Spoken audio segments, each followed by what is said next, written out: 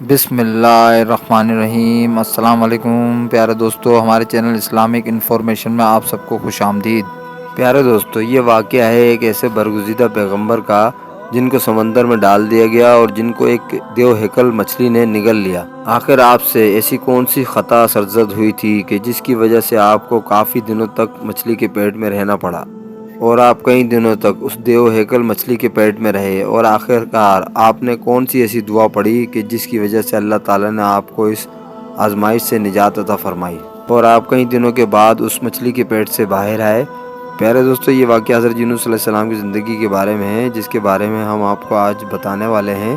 اور وہ کون سی دعا تھی جسے پڑھ کر حضرت یونس علیہ السلام کو اللہ تعالیٰ نے اس آزمائش سے نکالا، اور وہ دعا ایسی ہے کہ ہماری عام زندگی میں بھی کام آ سکتی ہے۔ یہ جاننے کے لیے ویڈیو کو اینڈ تک لازمی دیکھیں۔ اور پیغمبروں کی طرح حضرت یونس علیہ السلام بھی اللہ تعالیٰ کے برگزیدہ پیغمبر گزرے ہیں، جن کو اللہ تعالیٰ نے بنی اسرائیل کی قوم کی طرف مبعوث فرمایا تھا۔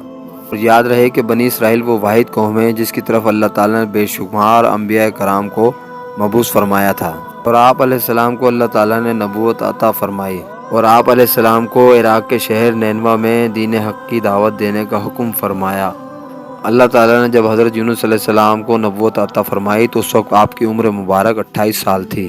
چنانچہ اللہ تعالیٰ کے حکم کے مطابق یونس علیہ السلام اہل نینوا کو ایک عرصے تک دعوت حق اور دین کی دعوت دیتے رہے اور اللہ تعالیٰ کی وحدانیت کے لیے بلاتے رہے، لیکن اہل نینوا نے آپ کی کسی بات پر کوئی کان نہیں دھرے، اور وہ اسی طرح اپنے گناہوں اور برائیوں میں مبتلا رہے۔ لیکن اس کے باوجود آپ علیہ السلام نے اللہ تعالیٰ کی وحدانیت کا یقین دلایا اور گناہوں سے توبہ کرنے کے لیے کہتے رہے۔ اور حضرت یونس علیہ السلام اپنی قوم کی اس مسلسل سرکشی اور نافرمانی سے بہت سخت ناراض ہوئے اور دل برداشتہ ہو کر اللہ تعالیٰ سے اپنی قوم کے لیے عذاب الہی کی بددعا کی اور اس بستی سے روانہ ہو گئے۔ اور جب آپ اپنی قوم کے لیے بددعا کر کے اس بستی سے باہر نکلے اور چلتے دریائے فرات کے کنارے پر پہنچے، اور وہاں آپ کو مسافروں سے بھری ایک کشتی نظر آئی جو جانے کے لیے تیار تھی۔ چنانچہ آپ علیہ السلام اس کشتی میں سوار ہو گئے، اور وہ کشتی ابھی تھوڑی دور ہی گئی تھی کہ اللہ تعالیٰ کی طرف سے خوفناک طوفانی ہوائیں چلنے لگیں، اور ان طوفانی ہواؤں کے اندر کشتی ڈگمگانے لگی۔ چنانچہ ان طوفانی ہواؤں کے اندر کشتی کے ڈوبنے کا خطرہ مزید بڑھ گیا۔ چنانچہ تمام ملاحوں نے اپنے عقیدے کے مطابق کہا کہ معلوم ہوتا ہے کہ کوئی اپنے آقا کا غلام بھاگا ہوا اس کشتی میں سوار ہو گیا ہے۔ چنانچہ اس غلام کو جب تک اس کشتی سے باہر نہ نکال دیا جائے تو اس مصیبت سے نجات حاصل نہیں ہو سکتی۔ ملا ابھی یہ بات کر ہی رہے تھے کہ حضرت یونس علیہ السلام کے دل میں خیال آیا کہ میں نے اللہ تعالیٰ کی وحی کا انتظار کیے بغیر ہی اپنی قوم کو بددعا دی اور وہاں سے نکل آیا۔ شاید اللہ تعالیٰ کو میرا یہ عمل پسند نہیں آیا ہو، اور یہ اثرات اس لیے نمودار ہو رہے ہیں۔ چنانچہ یہ سارا عمل دیکھ کر حضرت یونس علیہ السلام نے ملاحوں سے فرمایا کہ میں ہی وہ بھاگا ہوا غلام ہوں جو اپنے آقا سے بھاگ کر اس کشتی میں سوار ہوا ہوں، اور آپ نے فرمایا کہ مجھے کشتی سے نیچے پھینک دو تاکہ یہ پریشانی اور مصیبت تمہارے سر سے ٹل جائے۔ لیکن وہاں پر موجود تمام ملا اور تمام لوگ آپ کو اچھی طریقے سے جانتے تھے اور آپ کو نیک اور ایک عبادت گزار انسان سمجھتے تھے اور آپ کی شرافت سے اچھی طرح واقف تھے۔ اس کے بعد یہ طے پایا کہ سب کے نام ڈالے جائیں گے، جس کا نام پہلے آیا اس کو کشتی سے باہر پھینک دیا جائے گا۔ چنانچہ سب کی رائے کے مطابق یہی عمل دہرایا گیا اور پہلی دفعہ میں یونس علیہ السلام کا نام آیا، لیکن اس کے باوجود بھی تمام ملاحوں اور مسافروں کو یقین نہ آیا، اور اس کے بعد دوسری اور تیسری دفعہ پھر نام اٹھائے گئے تو حضرت یونس علیہ السلام کا ہی نام نکلتا۔ چنانچہ اس طرح مسافر و ملا اس بات پر مجبور ہو گئے کہ حضرت یونس علیہ السلام کو کشتی سے نکال دیں۔ ابھی وہ یہ سب سوچ ہی رہے تھے کہ حضرت یونس علیہ السلام نے خود کشتی سے چھلانگ لگا دی، تو اسی وقت اللہ تعالیٰ نے ایک بڑی سی مچھلی کو حکم دیا کہ تم یونس علیہ السلام کو نگل لو، اور اس مچھلی نے ایسا ہی کیا اور یونس علیہ السلام کو اپنے پیٹ میں نگل لیا۔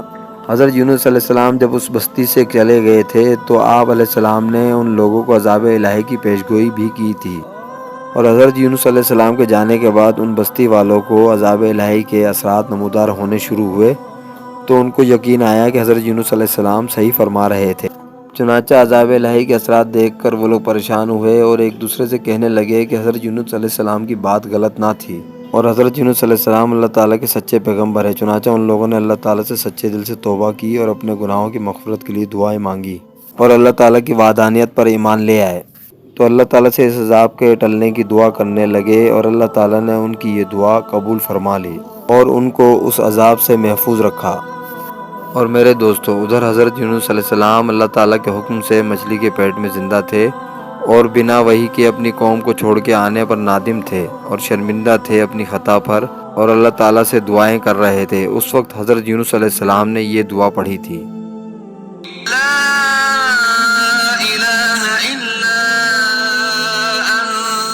سبحانك إني كنت من الظالمين۔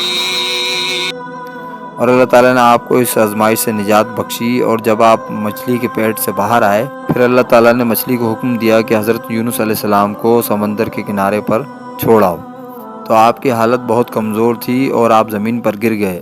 اس وقت اللہ تعالیٰ نے حضرت یوسف علیہ السلام کے پاس ایک بیل اگائی اور آپ اس کے سائے میں آرام کرنے لگے۔ وقت گزرتا رہا اور جس سے آپ کی طبیعت میں کچھ بہتری آنے لگی، اور آپ علیہ السلام نے اس درخت کے سائے میں ایک جھونپڑی بنائی اور اس جھونپڑی میں رہنے لگے۔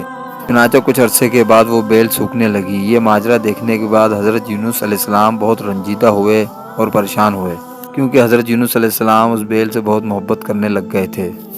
اس وقت اللہ تعالیٰ نے حضرت یونس علیہ السلام کے پاس ایک وحی بھیجی کہ اس بیل کے سوکھنے کا آپ کو بہت افسوس ہوا۔ آپ نے اپنی قوم کو چھوڑتے وقت ایک پل بھی سوچا نہیں کہ نینوے میں بسنے والے 1,00,000 انسانوں کو، اس کے علاوہ لا تعداد حیوانوں اور جانداروں کو ہلاک کرنے میں ہمیں ناگواری نہ ہوتی؟ کیا ہم ان کے لیے اس سے بھی زیادہ مہربان نہ ہوتے کہ جتنا تم اس بیل کے لیے ہوئے ہو؟ اور آپ وحی کا انتظار کیے بغیر ہی اپنی قوم کو چھوڑ کر چلے آئے۔ ایک نبی کی شان نہیں کہ وہ اپنی قوم کو چھوڑنے میں جلدی کرے اور بددعا دے دے اور وحی کا انتظار بھی نہ کرے۔ پھر اللہ تعالیٰ نے حکم دیا کہ وہ دوبارہ نینوا جائیں اور نینوا کے لوگوں کو دین حق کی تبلیغ دیں اور لوگوں کو راہ راست پر لائیں۔ سبحان اللہ۔